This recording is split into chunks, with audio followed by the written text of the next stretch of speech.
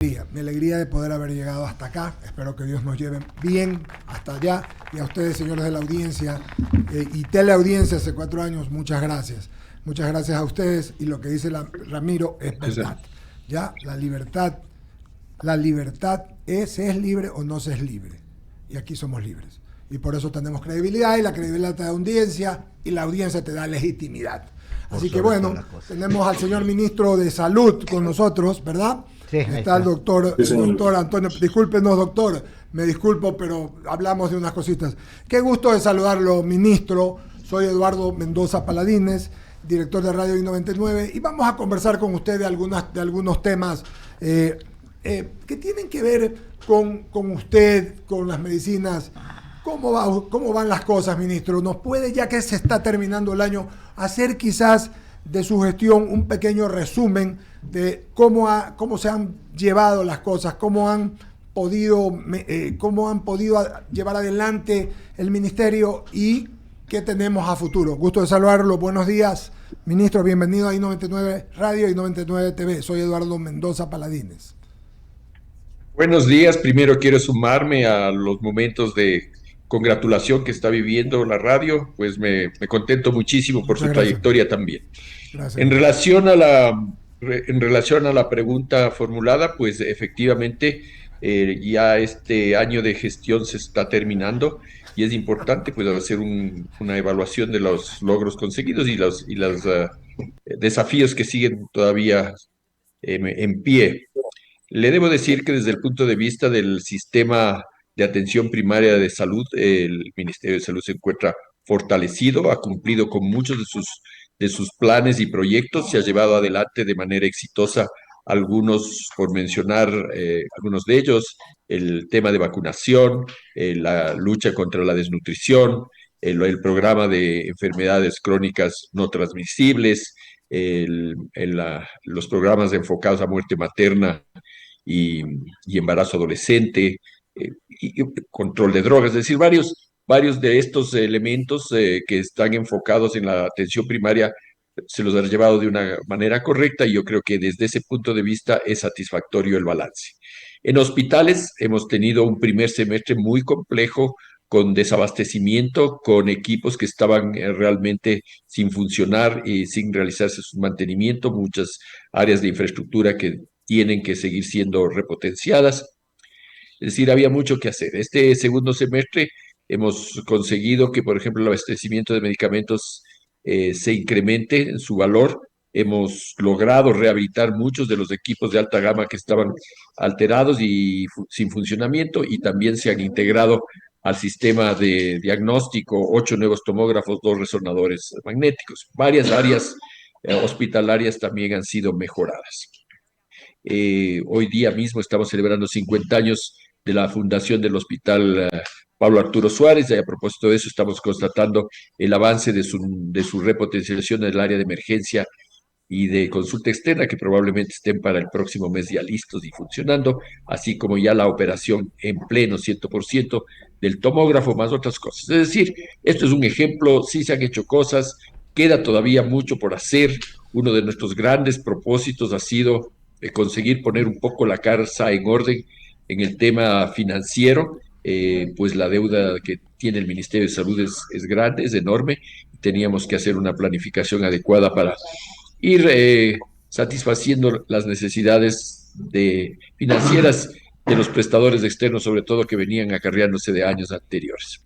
Es decir, hay mucho por hacer, pero el camino recorrido ha sido también, nos ha dejado buenas sensaciones. Qué bueno, ministro. ¿Sabe qué?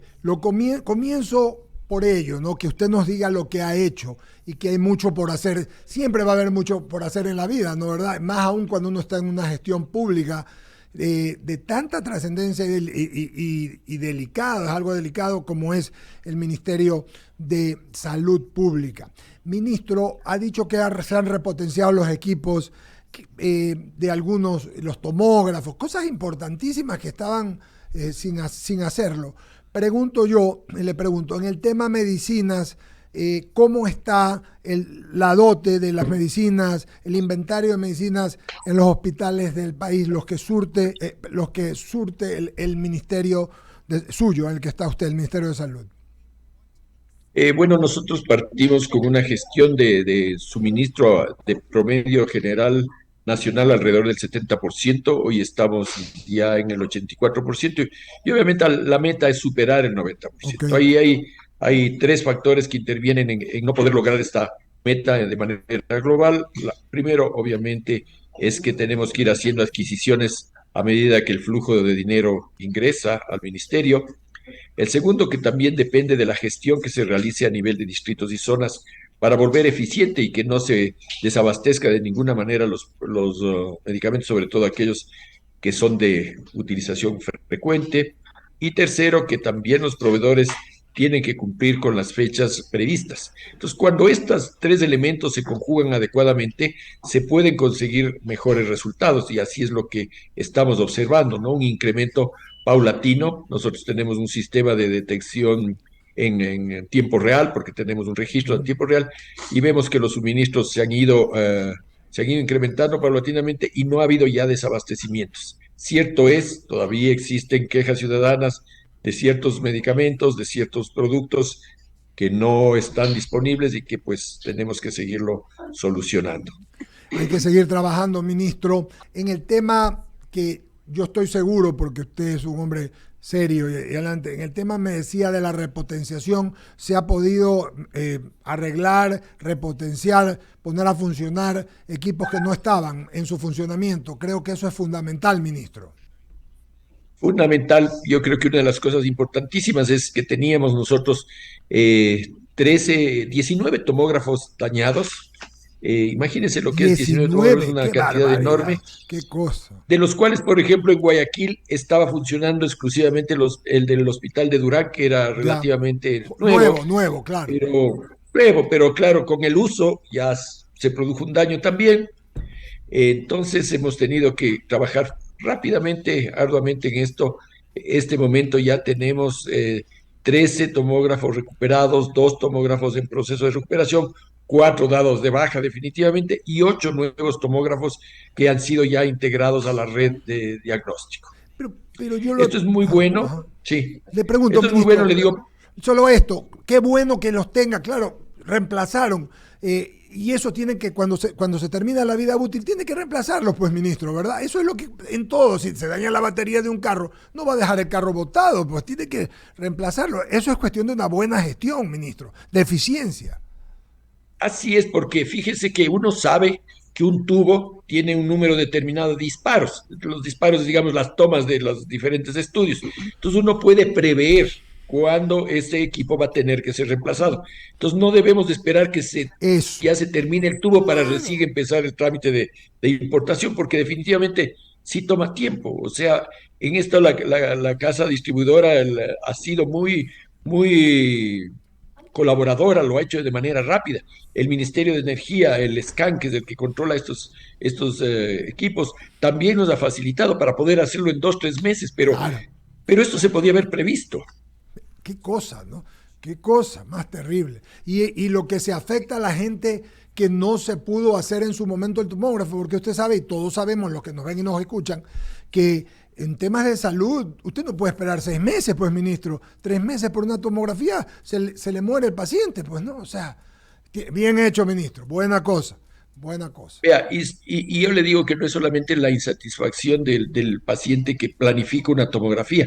En una situación de urgencia, cuando usted está un paciente que llega traumatizado que tiene que hacer una tomografía cerebral y tiene que movilizar a ese paciente grave a otro centro de salud, eso ya no es solamente un impacto financiero de comodidad, es un impacto de la vida del paciente. Entonces eso se tiene que evitar. Así es, ministro, y lo felicito.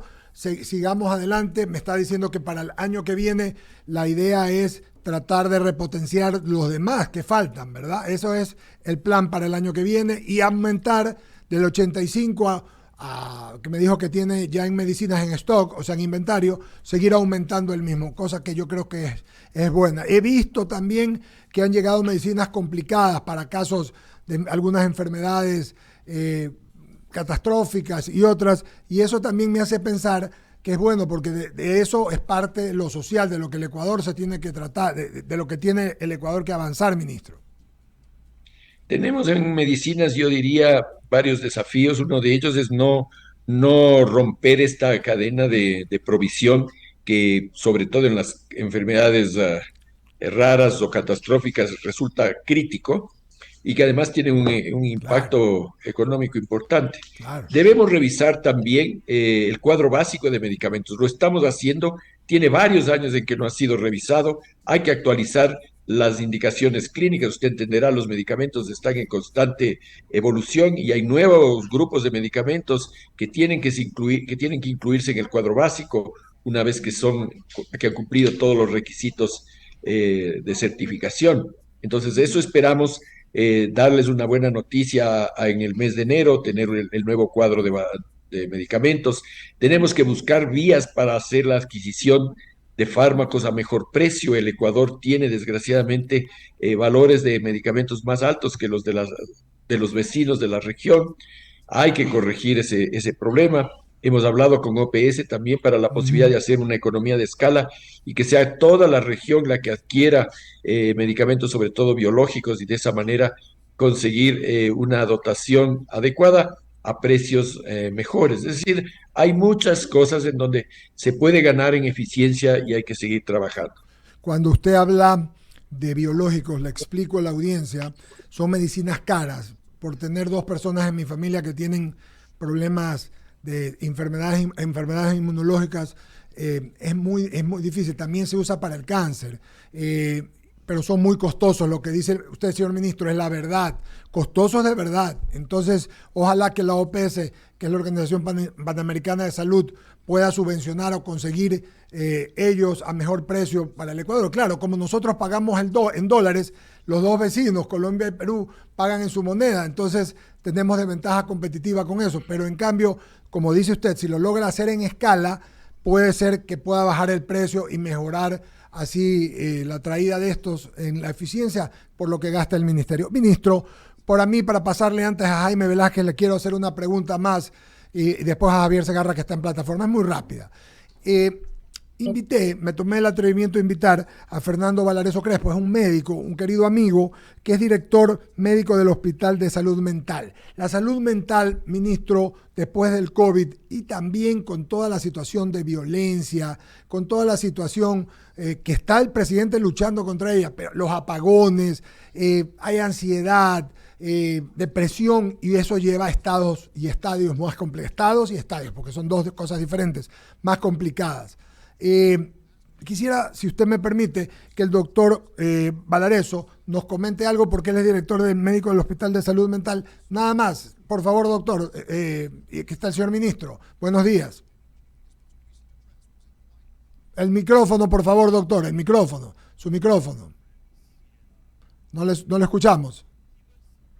A ver, ahora sí Muy háblenos. bien, Ahí está. buenos días, ahí me están Sí, escuchando. doctor, buenos Buenos días, días. señor ministro, y buenos días, amigos de I99 y su distinguida audiencia. La verdad que para mí, soy el doctor Fernando Valareso, soy médico neuropsiquiatra, soy director del Hospital de Salud Mental y me alegra haber escuchado sus palabras, señor ministro, especialmente en cuanto a la provisión de medicamentos, que realmente es algo urgente y realmente que impacta mucho, totalmente sobre la economía de las familias. Pero como psiquiatra quisiera yo hacer un comentario con respecto a la salud mental. Realmente recientemente tenemos la implementación del reglamento al Código de la Salud Mental. Nos gustaría que nos haga algún comentario, señor ministro, con respecto a la implementación y los avances que han habido en este sentido, con el objeto de que la audiencia sepa y que también el público conozca de que va a tener la oportunidad a nivel de salud mental, tener una atención adecuada tanto en los hospitales públicos como en hospitales privados, pero con calidad, calidez y eficiencia, como debe ser en un país en el que tratamos todos de alguna manera de poner un granito de arena para que esto salga adelante. Buenos días, doctor. Sí, efectivamente, yo creo que hay que terminar ese estigma de la salud mental. Es una cosa que estuvo por mucho tiempo olvidada y eso se puede ver reflejada en varias circunstancias. Pero yo creo que hay algunos puntos que vale la pena mencionar. La primera, que no es desconocido, que se prevé que para el año 2030 los problemas mentales y sobre todo el tema de depresión va a estar ocupando los primeros lugares en las consultas externas a nivel mundial. Y mal haría un sistema de salud, un ministerio de salud, no poner atención a un problema emergente de esta naturaleza. La segunda cosa, que la ley y el reglamento de salud mental fortalecen la atención primaria en salud mental. Es decir, no podemos nosotros pensar que los problemas de salud mental tienen que ser necesariamente derivados hacia las casas especializadas, sino que tiene que haber una atención primaria, porque hay varios problemas como la ansiedad, el, el, los problemas de depresión menor, problemas relacionados con conflictos familiares, etcétera, que tienen que ser manejados a nivel primario. Entonces, el fortalecer esto, el dar la importancia que tiene a nivel primario, es una de las grandes fortalezas de esta ley. Luego viene un tercer elemento que es muy importante en el tema de salud mental, que es el de fortalecer el equipo como equipo de salud mental, el recurso humano, y por tanto la participación que tiene el psiquiatra destacada y también el psicólogo y probablemente la trabajadora social también y la nutricionista, es decir, integrar realmente equipos de trabajo. Porque hay varios problemas. Yo tuve la oportunidad de vivir algunos años en el Canadá y ver un programa que se llamaba Employee Assistance Program, es decir, cómo ayudar al empleado. El empleado no es un paciente que tiene problemas graves psiquiátricos, pero el empleado tiene problemas de inserción laboral. Me acuerdo tanto un caso de un señor electricista que sufrió una descarga eléctrica y después tenía un estrés postraumático, no quería acercarse a su sitio de trabajo. Entonces, esa cuestión hay que resolverla, porque significa ganar la posibilidad de reinsertar laboralmente. Lo mismo puede suceder en las instituciones educativas, en el seno familiar, es decir, hay que trabajar mucho en salud mental. Se mencionó algo de los medicamentos. Fíjese la importancia que tiene actualizar el cuadro básico en salud mental. Salud mental ha cambiado muchísimo. Ya no podemos seguir con haloperidol 20 gotas como el medicamento mágico, pues han salido tantos medicamentos más que tienen que ser renovados en el cuadro básico de medicamentos. Y otra cosa que estamos viendo, y esto le digo ya desde mi práctica profesional privada, hay pacientes que llegan, por ejemplo, con intentos autolíticos, con intentos suicidas, a un hospital de especialidades, pero que no necesariamente es psiquiátrico. ¿Cómo respondemos nosotros? ¿Cómo el equipo de trabajo responde ahí? Le atiende, le da la estabilización de sus signos vitales, pero ese paciente requiere un tratamiento y requiere estar en un sitio adecuado. Tiene un intento autolítico, hay un riesgo, no se lo puede poner en la misma habitación normal. Entonces, hay que pensar, y yo creo que el gran mensaje que tiene este reglamento es volverle visible, volverle emergente al problema de la salud mental, que es como mejor es un convidado de piedra, mejor no lo veamos. Y no es así, hay que hacerlo visible para darle las soluciones adecuadas. Así es, realmente me alegra de que usted, señor ministro, tenga una visión muy clara y amplia sobre lo que es la salud mental y siempre pensando en que realmente, yo lo digo en palabras así que comprende el público, ¿no? Las crisis de ansiedad, las crisis depresivas, el paciente que empieza con un trastorno mental, cualquiera del tipo que sea, primero va al centro de salud que queda en lo más lejano, allá en Mapasinga, allá en el centro de salud más lejano de las ciudades. Y el médico primario, el médico general que está allá, tiene que tener la competencia adecuada con el objeto de poder detectar y saber hacer un inicio de tratamiento y o una derivación, ¿no? A un nivel adecuado. Gracias por su respuestas y la verdad que como médico psiquiatra me siento realmente halagado de que en el futuro ya no tengamos la fórmula de Laborit, de Fenergan y Sinogan, nada más con el objeto de manejar a nuestros pacientes a nivel público, digo, ¿no? ¿No? Porque además saber de que existen otros medicamentos a nivel privado, pero el costo es sumamente elevado y sabemos que las enfermedades mentales lógicamente son enfermedades crónicas que ameritan no solamente un tratamiento a largo plazo, sino también con un apoyo multidisciplinario. Gracias, señor ministro, por sus respuestas y estaremos atentos a la implementación de todo este programa y del reglamento de salud mental a la nueva ley de salud mental. Gracias. Gracias, un gusto, doctor, un gusto. Muy bien, Buen y día. ahora sí, doctor, me pidió esta entrevista, me parece que el tema de la salud mental lo ameritaba, también me ha encantado su respuesta. Lo paso a Jaime Velázquez que siga con la entrevista del señor ministro de Salud. Por favor, Jaime, adelante. Gracias, Miguel Eduardo. Es un placer tenerte por acá y mi señor ministro, la verdad es que es un placer tenerlo aquí en estos micrófonos. Y la verdad es que lo que le quería preguntar específicamente es el tema de las medicinas. Usted me dice que existen medicinas o están, digamos, abastecidos los hospitales, pero lo cierto es que la realidad es otra. Hay gente que se acerca a los hospitales y no tienen ni paracetamol. Yo sé que no los maneja el Ministerio de Salud, lo maneja el IES en unos casos. Es más, en la mayoría de casos, sobre todo acá en Guayaquil. Pero cuéntenos un poquito cómo está el tema, porque la verdad es que la gente no tiene medicinas ni para la diabetes, ni para las enfermedades normales. Y debe existir alguna solución, así sea a corto o mediano o largo plazo. ¿Podría darnos una explicación, por favor? Sí, primero decirle que efectivamente una de las zonas menos provistas a nivel nacional es la zona 8, es decir, la que corresponde a Guayaquil. Y ahí nosotros hemos tratado de conversar eh, extensamente con las autoridades zonales para tratar de evitar estos problemas. Y claro, ahí viene una cosa que es fundamental hacerla, que es determinar cuáles son las patologías más frecuentes para que los medicamentos estén distribuidos de una manera lógica.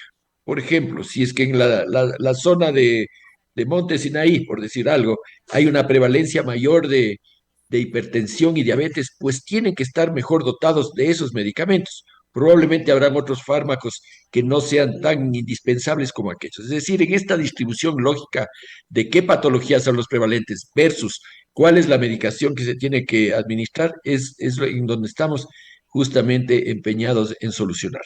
Y en esto del cuadro básico también es importante, porque usted mencionaba, por ejemplo, diabetes, ¿no? Y hablábamos de salud mental.